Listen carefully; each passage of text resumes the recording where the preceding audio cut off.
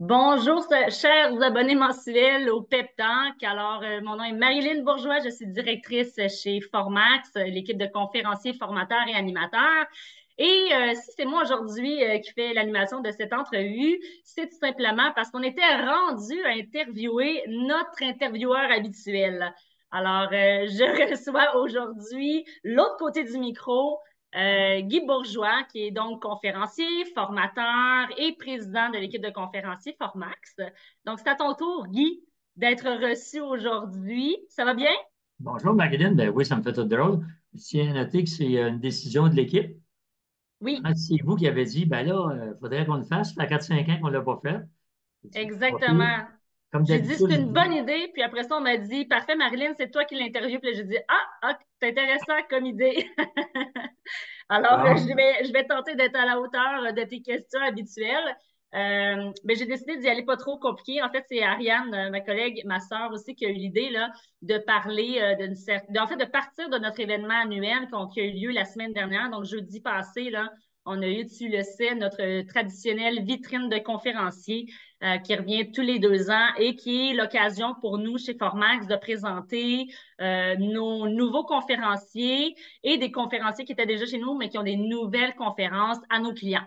Donc, durant cette journée-là, on reçoit, pour ceux qui ne connaissent pas l'événement, qui ne l'ont pas vu passer dans nos dernières promotions là, des derniers mois, dans la salle, on a des clients, donc des organisateurs de congrès, réunions, événements, donc des gens qui engagent des conférenciers, formateurs et animateurs qui viennent voir dans cette journée-là 12 de nos conférenciers présenter des mini-conférences. Le but est de démontrer donc nos services, notre offre. Et donc, Guy, je bifurque de cet événement-là qui est super important pour nous pour t'amener vers un sujet qui est l'importance pour les organisations de se renouveler, de renouveler leur offre. Alors, toi qui es spécialiste en service à la clientèle et en vente, as-tu des conseils pour les gens qui nous regardent aujourd'hui? ben, des conseils, oui, probablement, mais commençons par parler du pourquoi.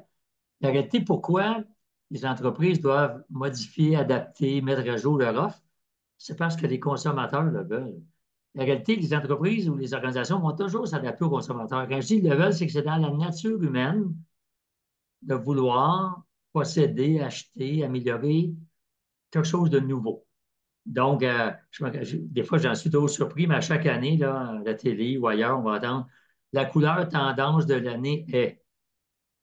Pourquoi cette couleur-là, la tendance, elle est telle couleur, beige ou mauve, ou peu importe. Parce qu'à quelque part, l'industrie a dit, hey, pour vendre nos foulards, robes, etc., on a inventé une nouvelle couleur, ou il faut ramener une nouvelle couleur, une nouvelle mode, parce que les gens vont avoir envie de se le procurer. Donc, en réalité, l'être humain a toujours envie de nouveautés. Il y a un petit côté égo là-dedans, un côté de se démarquer aussi. Alors, vous le savez vous-même, quand iPhone sort un nouveau produit, ben, c'est pour amener une nouveauté. Quand les automobiles, hein, les fabricants d'automobiles, le nouveau modèle 2025 va sûrement sortir bientôt. Alors, c'est la même chose pour à peu près tout. Donc, les entreprises qui ne pensent pas à faire ça du renouvellement ou de la modification de produits, tôt ou tard, ils sont voués à l'abandon par les consommateurs. Les gens se tannent des choses qui sont identiques. Bon, il y a sûrement quelques exceptions, par exemple le ketchup Heinz, OK, ou la soupe Lipton. C'est difficile à expliquer au niveau marketing, mais il ne faut pas changer. Hein. Coke a déjà fait l'expérience de changer le goût du Coke, puis ils s'en sont mordus les doigts longtemps pour revenir à l'ancien goût. Mais mis à part ces produits-là et sûrement quelques autres que j'oublie, c'est obligatoire de modifier l'offre parce que les consommateurs, pour attirer les consommateurs à procéder à un nouvel achat. Et en passant, quand on pense ça, on dit, ben, OK, c'est pour vendre encore, c'est pour vendre pour que les compagnies fassent de l'argent, mais si on va un peu plus profond dans ça, c'est que les entreprises, quand ils fabriquent leur iPhone, il y a des milliers de gens qui le fabriquent. Quand les gens ont tout le bon iPhone à jour, mais là, ces entreprises-là n'auraient plus d'emplois, là, dans le sens des employés, on n'aurait plus maintenir les emplois. Là. Pourquoi on renouvelle, pourquoi on arrive avec un nouveau produit? La vraie raison, mis à part les gens veulent s'améliorer, c'est maintenir les emplois des organisations. C'est pour ça qu'on a des nouveaux modèles. C'est pour ça qu'on a des nouvelles tendances, des nouvelles modes. C'est une bonne réponse, ça, Marilyn? Ben oui, mais j'allais dire, tu parles de mode et de tendance, mais je pense qu'il y a aussi de s'adapter aux besoins de l'industrie. Je veux dire, on avance en termes technologiques, donc il faut s'adapter à ça. Tu le sais, là, durant la pandémie, on a offert des conférences virtuelles, formations virtuelles, je pense que ça faisait partie de ça aussi. Mais donc, comment est-ce qu'on sait, en fait, c'est quoi le juste milieu entre proposer nous-mêmes des nouvelles tendances, nouveaux besoins et être à l'écoute de nos clients, puis répondre à ça? Où est-ce qu'on se situe? Comment on fait Ben, pour se situer là-dedans? c'est une bonne question. Je dirais que c'est un peu un mélange des deux. Il n'y a pas une formule toute faite, là.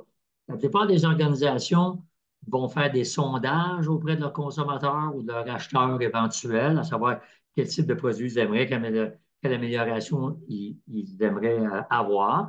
En parallèle, ils vont regarder aussi leurs ventes. Ça, nous, les consommateurs, on ne se rend pas compte de ça. Mais quand les entreprises lancent un nouveau produit, bon, ils vont savoir en l'espace de quelques semaines si le produit, entre guillemets, pogne, là. Donc, les ventes vont monter. Mais à un moment donné, le produit va plafonner. Quand le produit plafonne, bien là, c'est le temps de réfléchir à une nouvelle offre, la modifier, l'améliorer. Puis, l'autre partie de la réponse, c'est aussi la technologie. C'est-à-dire que, il y a 20 ans, vous et moi, on n'avait probablement pas de siège chauffant, de volant chauffant, ni de caméra de recul. Au début, c'était emmené en option. Les voitures les plus de luxe avaient ça. Puis avec le temps, ben là, la technologie a simplifié les coûts et tout ça, et tout le monde a ça maintenant. Alors, c'est un peu un mélange de qu'est-ce qu'on pourrait faire de plus en recherche et développement pour proposer de quoi au consommateur, et qu'est-ce que le consommateur nous dit de par ses comportements d'achat et la technologie. Et Guy, tu te le fait dire souvent là, que t'es bon pour communiquer avec les clients, mais ça demeure important de communiquer cette nouvelle offre-là. Des fois, les gens sont un peu gênés. Ah, ben oui, mais les gens, ils voient là, qu'on fait des nouvelles choses. Il faut aller de l'avant, pas être gêné de communiquer cette offre-là à nos clients également, c'est ça? Absolument, c'est essentiel. D'ailleurs, il y a quelques années, j'ai écrit quelques livres, là, puis l'éditeur me disait, puis je suis sûr que c'est encore la réalité aujourd'hui, me disait, tu vas avoir le meilleur livre au monde. L'auteur pense que c'est toujours le meilleur livre, ça c'est en passant. Mais si personne ne le sait, il ne se vendra pas. Alors, c'est toujours le défi de toutes les organisations, c'est de faire savoir. Donc, de là, marketing, vente, communication, publicité, influenceurs, réseaux sociaux, infolettes, c'est de faire savoir la nouveauté. Hein, à l'époque, Steve Jobs faisait ses grandes messes de lancement de nouveaux produits. Elon Musk le fait aussi. C'est de faire savoir puis de créer un genre d'engouement avec ça. Alors, les lancements servent à ça, les parades de mode servent à ça, mais c'est un défi et encore plus vrai avec le fractionnement des médias. Là. Avant, Guy Bourgeois, il annonçait le journal des affaires à tous les semaines, puis le business entrait. Maintenant, c'est un peu plus complexe. Alors, il faut les réseaux sociaux, puis de toutes sortes de manières infolettes, etc. Exactement. Mais en même temps, Demeurer informé. et c'est ce qui rend le travail intéressant. Ben, écoute, je te remercie, Guy, d'avoir pris le temps de jouer le jeu inverse avec nous ce mois-ci. Puis je souhaite à tous nos participants de nous suivre pour la prochaine entrevue le mois prochain. De retour Hey, avec toi au micro, j'espère. c'était bien le fun, Maguiline. Bye bye. Bonne journée à tous. Au revoir.